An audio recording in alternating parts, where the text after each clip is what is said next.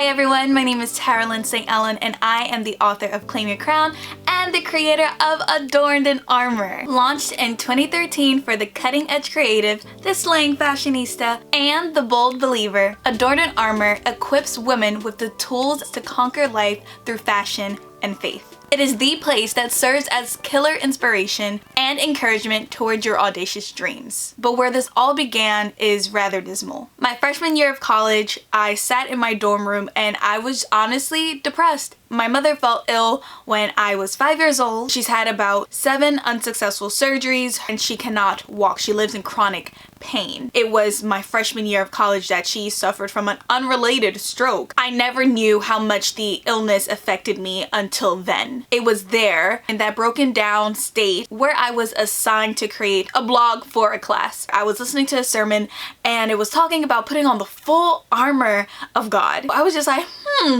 this life is a spiritual battle. Day to day, we tread the battlefield defenseless. We can't expect victory if we're not equipped with the right weapons and the armor to fight. I help women and young girls do so physically, spiritually, mentally, all of that, and doing so fabulously. I've been hired as a speaker and I've traveled internationally to do so. I wrote my first book, as you can see back there. I have my own podcast and I just have been able to do so many things through this avenue that began from such a dark place. I continue on with my blog and I didn't even obtain my LLC until 5 years later. I am a one-woman team and from time to time I'm able to bring another young woman under my wing and teach them the business and the creative aspects of creating a brand. I volunteer by mentoring girls, whether it be from church and schools, and I also meet with international students from time to time. It is my dream to actually launch a mentorship program through Adorned and Armor. Whenever I get the questions of how I began or how I got my start, it's so interesting because